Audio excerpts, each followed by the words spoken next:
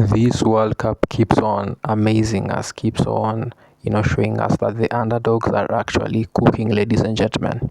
First, we saw what Cape Verde did against one of the bigger teams, Spain, and they went on a 0-0 draw. And now Egypt going on a 1-1 draw in a very deserved battle, ladies and gentlemen. First, let us talk about the Egypt versus Belgium game. Coming into this game, of course, we know that Belgium are the outright winners. They are going to do, what they do, which is to win, which is to actually dominate the game.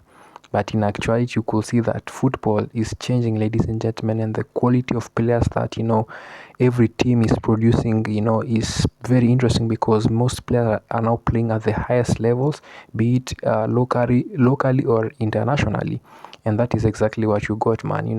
Of course, Belgium has more talent, so to say, playing more players playing at international level, big teams, all that kind of stuff, and they struggle, ladies and gentlemen. Honestly, they struggle to break this Egypt team, which were very stubborn in all sense, from their defense to their attack. A team which is star-studded with the likes of Mohamed Salah, who is of course aging, and Omar Mamouche, and many likes. And you will think that Egypt will struggle, they will just park the bus and maybe go for a counter attack, all that kind of stuff. But you will see, no, they're actually playing football. They're playing from the back. They are doing the most. They are not afraid to be creative, to dribble, to take on their man, all this kind of stuff. And in the end, it paid. And they came on with they were rewarded with an early goal from that wonderful strike from there. Now that the guy who was in the number 8 t-shirt, and he took it well, fantastic strike. It connected well with his foot, and that is exactly what you want. And they went and and for the most part of the game, you'll think that Egypt is going to win this game, or maybe Belgium is going to continue applying pressure and potentially break Egypt. But that was not the case, because as much as they were attacking, also Egypt were up in their concentration levels. Everyone was fighting, they were tackling, they were doing the most, man. And they were inching closer to that victory. But when the Belgium team also started, the coach started tweaking the tactics. They brought in Lukaku, Charles De Ketelaere, or whatever his name was not doing anything. Also Doku was not in the game as much. Trossard also was not there, and Lukaku equalized, or rather his run equalized, man. And game on. Now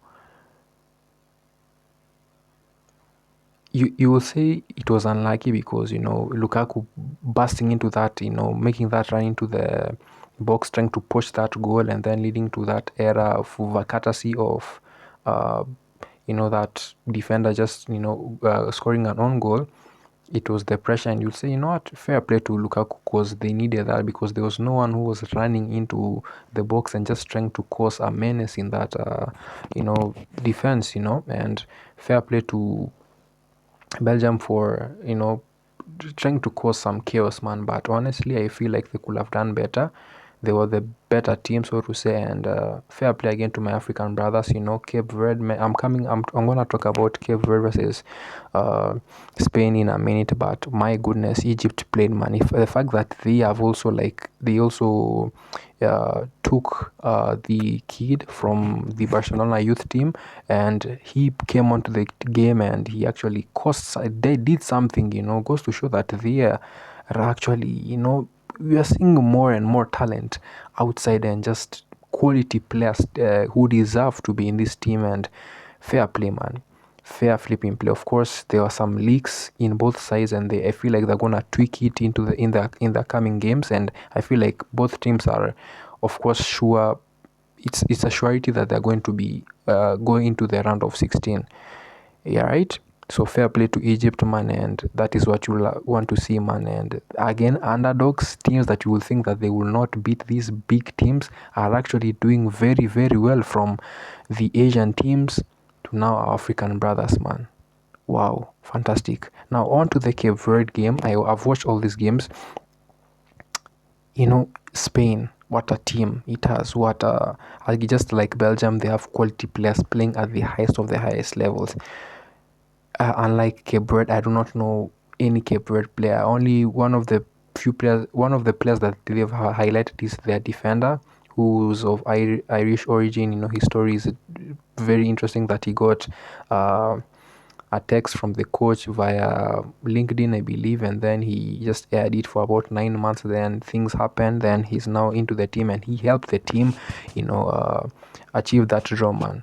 This is what we call football. This is the beautiful game, ladies and gentlemen, because, man, all the stakes were on Spain's side, because even when you want to bet, you are like, you know what, Spain's gonna win. What is Cape Verde? What have they done? They've not shown us what they could do. I mean, they do deserve to be here, but I don't think nothing but nah, bro. That's not what happened. If you watch the game, ladies and gentlemen, you could see that Cape Verde, men who wanted the passion could be seen. Of course, Spain had passion, but I think a little bit more of zeal in the Cape Verde side showed, and their defense, the defensive masterclass, man, just parking the bus and also trying to play, those counterattacks, even though they are not connecting. Those strings of passes were not connecting, but that's just how the game is, man. And fair Philippine play, man, you just love to see it, man. You think that they will crack under pressure, but no. They were not, man. They were like, you know what, mindset over everything. We're going to show the world that Africa also deserves to be in this platform, man, in this stage, in the world's biggest stage, and we are going to upset one of the biggest giants in world football. The fact that the Spanish coach put Ferran Torres as a winger, I just knew that something was off from that moment. Ferran Torres, what does he know? He's not that creative. He does not have the creative momentum in him, man. They were trying to cross the ball to Yazabal, that kind of stuff, but they already clocked it. When they had Kukurea also overlapping behind that, defender behind the line all the time, and they are just looping the ball. Then Kukurea just cutting the ball, all that kind of stuff. They already clocked it. You know what I mean? And it was already what we call very.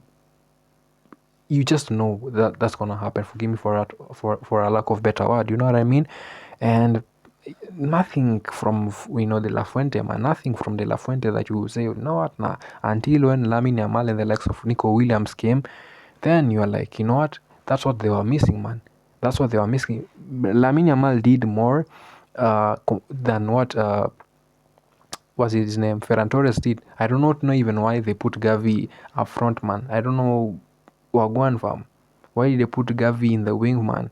I know because I mean, he's not that. Gavi is more of that number 8, that number 6, that's just central midfielder who just knows how to destroy, how to do all this kind of stuff, man. But I get it because there's Rodri, there's Pedro, that kind of stuff. So maybe they pushed him out upward, maybe just for tactics. But then when they have the ball going forward, he's gonna drop back in and just try and occupy those spaces, that type of zone, all that kind of stuff. But as also Gavi was non-existent in that game.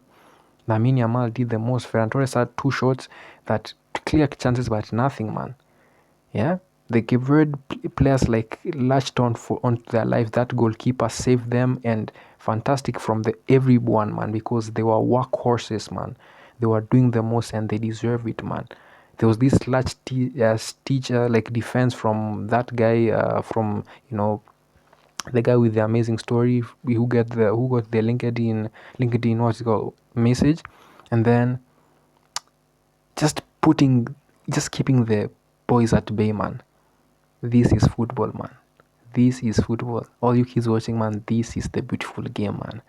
Oh my god, and you just love to see it, man. I'm not gonna now this look past other teams, because you never know, man. The fact that if Ivory Coast beat Ecuador, what are you talking about? If what's his name, Australia did a madness, this World Cup is in for a shocker, man. You never know. I don't know, but it just keeps on shocking you, man, and that's what you love to see, man. Do the good serve, and please tell me, did you think that either of these teams could actually take a point from these big giants? Please do tell me in the comments below, and I'll see you guys in the next one. Peace.